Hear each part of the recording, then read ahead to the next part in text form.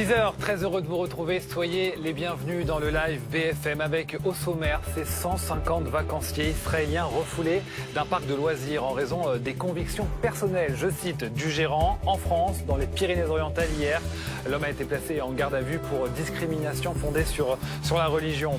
On parlera évidemment aussi de ces droits de douane, pas facile à encaisser, 15% pour les vins et les spiritueux vendus aux États-Unis. Alors ça s'applique à tous les Européens, mais évidemment les Français sont en première ligne. Et puis, redoute-t-il la rentrée? Le président de la République a convié hier soir son Premier ministre à dîner au fort de Brégançon. La gauche se joint au mouvement pour bloquer le pays le 10 septembre prochain et annonce une motion de censure dès la rentrée contre François Bayrou.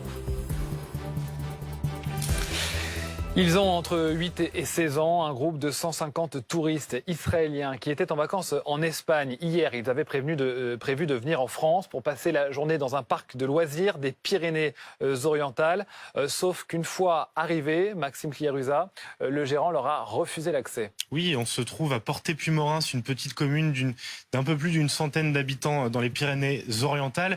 Et hier, jeudi, 150 enfants de nationalité israélienne donc arrivent dans cette petite commune. Ils sont âgés entre 8 et 16 ans. Et au moment de se présenter à l'entrée du parc, eh bien, le responsable de celui-ci leur indique qu'il ne sera tout simplement pas possible pour eux d'entrer.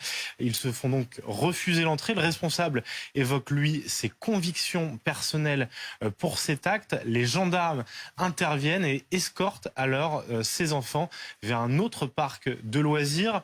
L'homme, qui est âgé d'une cinquantaine d'années, est alors lui interpellé, placé en garde à vue pour s'expliquer sur ces faits. Une enquête a bien été ouverte par le parquet de Perpignan et sont saisis donc la brigade de recherche de gendarmerie de Prades ainsi que l'Office central de lutte contre les crimes contre l'humanité et les crimes de haine, autrement dit l'OCLCH comme on l'appelle.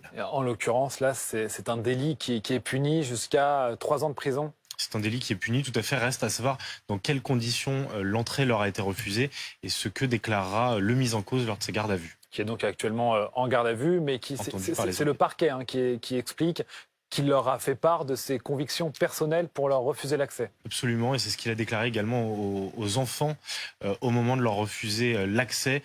L'homme qui va donc devoir s'expliquer pendant cette garde à vue. Et vous l'avez très bien dit, c'est donc le parquet de Perpignan qui s'est saisi de cette affaire, qui a ouvert l'enquête et donc qui a saisi ensuite la gendarmerie et l'OCLCH. Merci beaucoup Maxime Clieruzat, journaliste police-justice BFM TV pour toutes ces informations. Bonjour Perla Danan, merci d'être notre invité en direct dans le live BFM. Vous êtes président du CRIF Languedoc-Roussillon. Votre réaction tout d'abord à ces faits, donc ça s'est passé hier. Oui, ça s'est passé hier, on est consternés parce qu'on a passé là un cap qui est extrêmement alarmant dans l'antisémitisme. Ça a commencé par des tags, des insultes, et puis bien sûr des sévices physiques. Et puis là, c'est carrément une exclusion de jeunes enfants de 8 à 16 ans. Sachons de quoi on parle. Ce sont des enfants en congé de 8 à 16 ans et dont l'accès à un parc de jeux après réservation, qui datait de plusieurs semaines, l'accès leur a été refusé. Donc, je pense que ce parc va pouvoir mettre un panneau interdit aux Juifs et aux chiens, comme pendant la guerre avant la Shoah. C'est vraiment ça que ça vous rappelle, c'est ça qui vous inquiète, c'est ce à quoi ça fait référence pour vous? Absolument, c'est un cap qui a été passé. Être capable de s'attaquer à des enfants parce qu'ils sont juifs, c'est pathétique. C'est extrêmement grave et je pense que tous les Français doivent réagir et dire non, nous ne voulons pas de ça. Parce que ce sont les valeurs de la France qui sont bafouées, les valeurs d'égalité, les valeurs, bien sûr, d'équité et de non-discrimination. Ils ont été refusés parce que juifs. D'ailleurs, selon le parquet, le gérant du parc leur a indiqué clairement ne pas vouloir les faire entrer en raison de ses convictions personnelles. Ce qui alarme aussi, ce qui alerte, c'est que c'est assumé, clairement.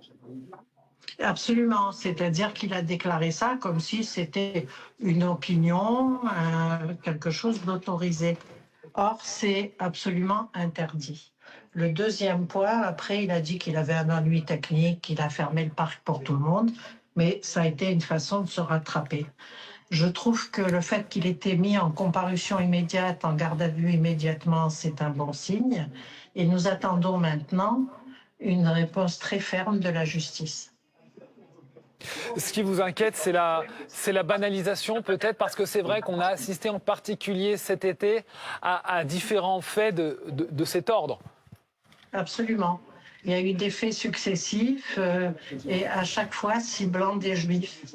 Et donc, à un moment donné, bien sûr, les juifs en sont victimes, mais il faut que ce soit tous les Français qui disent que ce sont les valeurs de la France qui sont bafouées et qu'ils n'acceptent pas cette discrimination. Vous ressentez quand même que c'est le cas à chaque fois que, évidemment, ce genre d'histoire choque les Français dans leur majorité? Bien sûr, absolument. Et j'espère que ça va continuer à choquer les Français, mais là, ça ne suffit plus. Il faut que les Français s'expriment. Il ne faut plus que ce soit que les Français juifs qui s'expriment. Il faut que tous les Français s'expriment.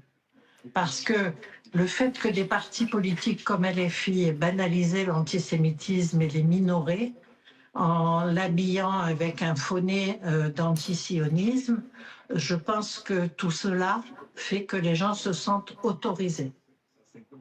Vous faites un lien entre certains discours qui participent justement à la banalisation de ces faits?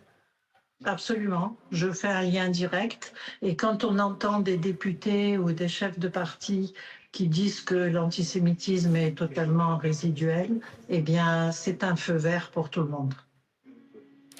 Merci beaucoup. Merci Perla Danan d'avoir pris le temps de réagir en direct sur BFM TV après cette affaire donc, qui s'est déroulée hier en France. On parle bien en France, dans les Pyrénées-Orientales, dans un parc de loisirs. Ce groupe de 150 touristes israéliens entre 8 et 16 ans, refoulés par le gérant en raison de ses convictions personnelles. C'est en tout cas ce qu'indique le parquet. Il a été placé en garde à vue. On y reviendra bien sûr sur BFM TV avec davantage d'informations. Les forces de l'ordre seront présentes aussi longtemps qu'il le faudra. Le ministre de l'Intérieur a déployé des renforts pour la nuit à Aurillac, dans le Cantal, après une nuit de violence en marge du festival. Écoutez Bruno Retailleau. Autour de ce festival, il y a des individus qui sont de la mouvance d'extrême gauche, qui détestent la police, qui détestent tout ce qui porte un uniforme. Compte tenu des dégâts, nous avons mobilisé énormément de forces de l'ordre pour que précisément l'ordre puisse régner cette nuit et dans les jours qui viennent. Alors justement, on va aller tout de suite à Aurillac retrouver notre envoyé spécial Victor Pérez-Boucheron pour BFM TV. Comment s'est passée la nuit avec ces renforts ? Ouais, vous l'avez entendu, un important dispositif policier a été déployé hier soir sous ordre du ministre de l'Intérieur Bruno Retailleau pour justement répondre proportionnellement aux incidents de la veille. C'est en fin d'après-midi hier qu'on a pu constater l'arrivée des deux compagnies de CRS, notamment la compagnie 83, cette compagnie de CRS spécialisée dans les émeutes. Un dispositif matériel humain important évidemment pour éviter de revivre, vous l'avez dit, les images de la veille. C'est en tout cas vers 21h, on a vu les premières patrouilles de CRS, patrouiller dans le centre-ville d'Aurillac, des patrouilles de CRS se mêlant aux festivaliers. Ces mêmes festivaliers donc qui profitaient hier de la fête, festoyaient dans une ambiance bon enfant, mais on sentait une forme de tabou, de gêne dès lors qu'on évoquait la question de la sécurité, de la police ou même des événements de la veille. Du côté de la préfecture du Cantal, rien à signaler, je cite, pas d'événements majeurs concernant la soirée. On m'informe également que les compagnies de CRS déployées sur place resteront donc à Aurillac jusqu'à la fin du festival. Jusqu'à la fin du festival, donc, pour ces renforts de CRS. Merci beaucoup, Victor Pérez-Boucheron, avec Jules Bedeau en direct d'Aurillac pour BFM TV. Bonjour, Jérôme Poirot. Bonjour. Consultant BFM TV, ancien adjoint à la coordination nationale du renseignement. On en sait davantage sur ce qu'il s'est passé cette nuit-là à Aurillac ?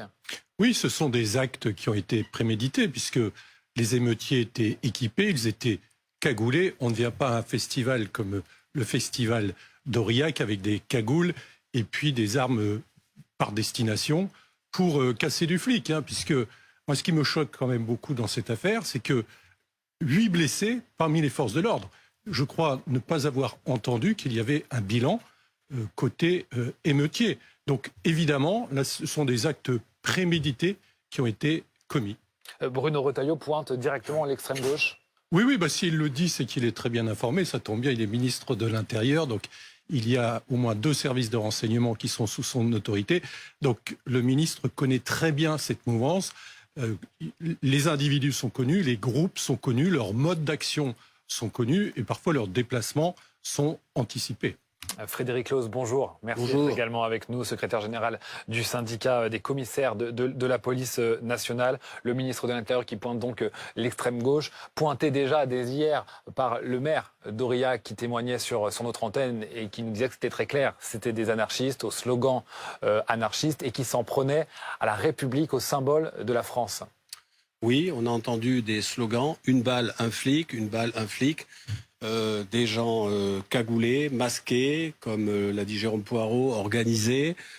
Très vite, avec les réseaux sociaux, on monte à 200, 300 personnes qui jettent des pavés sur les forces de l'ordre. Jeter des pavés sur les forces de l'ordre, si on décortique, ça peut s'assimiler à une tentative d'homicide. Vous imaginez si vous prenez un pavé directement dans la tête ou sur le corps, ce que ça peut faire. On est en pleine zone urbaine. Que va-t-on retenir d'un festival où je pense, moi, bien sûr aux visiteurs, mais je pense aussi aux artistes. Pas simplement, également aux forces de l'ordre qui sont blessés, mais aux artistes qui sont engagés pour faire un beau spectacle. On ne retient que les casseurs, c'est scandaleux et il va falloir faire des propositions par la suite parce que on ne peut pas s'habituer à ce que tous les 10 jours, tous les 15 jours, sur un festival, une manifestation, que les événements culturels, sportifs ou autres soient pris en otage par des gens violents qui sont venus d'ailleurs de toute la France et parfois d'Europe, dans une petite ville où c'est un événement avant tout festif. Il y a 180 000 visiteurs. Je voulais aussi rappeler qu'il y a 2 ans, ils avaient attaqué le palais de justice et on avait eu une estimation qui était 250 000 € de dégâts. Là, on a des milliers d'euros de dégâts. Ça veut donc dire que derrière chaque vitre brisée, c'est le contribuable et c'est des impôts en plus pour les commerçants, pour les habitants d'Aurillac et pour les Français. Des individus donc venus de toute la France, d'Europe même. Bien sûr. On les voit pas arriver ? On peut les voir arriver, mais là, en l'occurrence, on manque de dispositions qui permettent soit d'empêcher leur déplacement, soit de leur interdire de paraître, c'est-à-dire de venir dans ce type de festival. C'est notre état de droit. Mais pour rebondir plus exactement sur ce que dit Frédéric Claus, vous parlez de propositions nécessaires. Moi, je pense qu'il y en a une qui est indispensable, c'est le retour de la loi anti-casseurs qui avait été votée en 1970 parce que le gouvernement s'était aperçu qu'il était assez désemparé face à des émeutes, celle de mai 1968, et cette loi a été abrogée pour des raisons idéologiques en 1980. C'est quoi la loi anti-casseurs ? C'est très simple. Quand vous avez des émeutiers comme ça, ils sont tous responsables collectivement puisque c'est volontairement qu'ils commettent ces actes. Aujourd'hui, notre droit, mais c'est ainsi, et donc les magistrats appliquent le droit, eh bien, vous devez attribuer à chaque individu les faits qu'ils ont commis. Alors, voyez les images que vous avez montrées, c'est quasi impossible.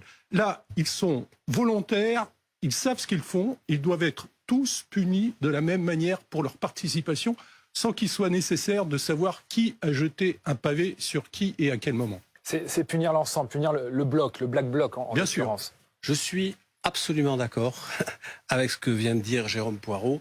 On ne peut pas aujourd'hui, au nom de l'état de droit, dire c'est pas constitutionnel, c'est contraire à l'individualisation des peines, etc. L'individualisation des peines, l'imputabilité ne peut pas aboutir, ce qui se passe depuis 40 ans, à une sorte de totem d'immunité pour les voyous et les casseurs. Parce que c'est ça qui se passe. Et à avoir organisé l'impuissance de l'État, oui, il faut remettre en place ce type de loi pour défendre les Français et pour dissuader. Et il va falloir faire payer. Parce que les collectivités territoriales ont de plus en plus de mal à s'assurer des dégâts créés à l'occasion des troubles à l'ordre public graves, des attroupements, des violences urbaines. Et bien évidemment, il est absolument injuste sur le plan social de la justice avec un grand J, que ce soit des commerçants, des habitants qui payent. Et je rappelle, on a une dizaine de policiers blessés. Je voulais aussi leur rendre hommage parce que qui ont été blessés pour assurer un événement culturel, un événement populaire qui est gâché par des voyous qui viennent de partout. Alors ça, ce sont pour les faits, mais quand même dans l'idéal, il faudrait les empêcher d'agir, en tout cas de commettre ces actes. Encore une fois, il y a des failles dans le renseignement, on ne les voit pas venir, on ne les identifie pas, il n'y a pas des appels sur Internet, comment ça se passe? Non, mais effectivement, les services de renseignement suivent tout ça de très près, ils connaissent ces individus, ils connaissent ces groupes. On a indiqué qu'un certain nombre viennent de l'étranger, il y a des coopérations évidemment avec les services de sécurité étrangers sur ces questions. Mais aujourd'hui, on ne peut pas... Le seul cas, en fait, dans notre droit, où on peut empêcher quelqu'un de se rendre à un événement comme celui-là, c'est dans le cadre du sport, notamment du football, du fait des violences innombrables depuis des décennies. Donc vous avez un certain nombre d'individus, c'est soit des décisions qui sont prises par des magistrats... Alors pourquoi on peut le faire dans les stades et pas dans un festival? Parce que notre droit ne le permet pas, mais... Frédéric Clozo va vous donner des précisions sur ce point. Effectivement, le seul cadre, c'est les hooligans. Et ça a été fait, ces mesures ont été mises en place en 2010. Lorsqu'il y a eu un mort suite à un match au PSG, des mesures avaient été prises à l'époque par Brice Hortefeux, un ensemble de mesures. Mais dans ce cadre-là, c'était un petit peu plus simple parce qu'on a des clubs de supporters, donc on peut les identifier. Et on a mis en place, on a obligé les clubs à prendre des mesures de sécurité, à suivre les déplacements, à suivre les... Là, on est dans un pays où il n'y a pas de frontières. Vous venez d'Allemagne, de Suisse, de Belgique, vous venez du Luxembourg, vous rentrez. La veille sur les réseaux sociaux, les services de renseignement étaient prêts, s'étaient préparés, mais rien ne disait qu'ils allaient se rassembler de façon violente. Par contre, à la suite de cette interpellation, vous interpellez quelqu'un qui a tagué une banque et qui était connu pour recel de vol, immédiatement, vous avez 40 personnes, puis 100 qui viennent masquées avec des briquets. Vous ne baladez pas forcément avec un briquet ou avec un système de mise à feu qui commence à brûler. Là, ça pose des problèmes, effectivement. Alors, on peut toujours dire que le service de renseignement doit pouvoir entraver plus en amont, certainement. Mais en même temps, il faut demain qu'il y ait une responsabilité pénale dissuasif, parce que qui va payer? Et demain, s'il y a un mort, s'il y a un gamin qui meurt parce qu'il prend un pavé ou un policier, qui va payer? Et qui va payer pénalement? Et puis, pourquoi les habitants d'Aurillac et les Français, et là, c'est un chantier, doivent s'habituer à ce qu'il y ait une forme d'impuissance, non seulement l'impuissance pénale, la loi anti-cassation, mais l'impuissance financière à recouvrir quelque chose qui va être recouvert par les impôts. Les forces de l'ordre qui étaient sur place à ce moment-là ont tenté déjà de se défendre parce qu'ils étaient pris pour cible et n'ont pas pu procéder à des interpellations. Ils étaient tout là pour assurer la sécurité aussi du public. Bien sûr, n'oubliez pas que vous êtes en milieu urbain. Ça veut dire que vous êtes dans une ville, Aurillac, bon, il y a 40, 50 000 personnes, 180 000 visiteurs quand même. Vous avez ces bons enfants, donc vous n'intervenez pas en milieu urbain comme vous intervenez dans une cité ou sur un terrain vague ou un terrain neutre. Donc c'est très délicat pour les CRS d'intervenir. Pourtant, il y avait une brigade des caisses, il y a des drones. Vous voyez, hier soir, ça s'est bien passé, il y a eu plus de moyens. Mais c'est extrêmement délicat d'intervenir en milieu urbain. Et les policiers ont fait preuve de courage et de discernement. Parmi les traces, en tout cas, qu'il reste de ces violences, il y a ce tag concernant le 10 septembre, qui est la date où certains, y compris des politiques qui se joignent au mouvement, appellent à bloquer l'ensemble de la France. Le 10 septembre, on prend la PREF. Voilà ce qui est écrit. Ça a fait réagir le préfet de police de Paris, Laurent Nunez. Ces propos inacceptables et particulièrement graves me paraissent susceptibles de relever de la provocation à commettre des violences et des dégradations, conformément à l'article 40 du Code de procédure pénale. Je les signale au parquet de Paris. On en est là? Oui, parce que nous ne sommes pas que face à des émeutiers, à des délinquants. Nous sommes là, dans le cas d'Aurillac, avec ces gens qui sont masqués, ultra-violents. Ils ont un projet politique qui est en fait celui de renverser la démocratie. Donc c'est évidemment extrêmement grave et le préfet de police a évidemment eu raison de transmettre un signalement au procureur de Paris. Ce sont des faits d'une très grande gravité. Il faut quand même insister sur ça, parce que ce ne sont pas que des voyous, ce sont aussi des ennemis de la République, des ennemis de la démocratie. Merci beaucoup, merci à tous les deux d'être venus sur le plateau de BFM TV. La situation ne peut en rester là. La ministre de l'Agriculture ne digère pas les droits de douane imposés par les États-Unis sur les vins et les spiritueux. Ça sera désormais 15% pour tout le monde, 3 fois plus que jusqu'à présent. Benoît Ruiz, on vous retrouve dans le Var pour BFM TV à l'Orgue. Quelle est la suite du coup là pour les viticulteurs? Comment ils voient les choses?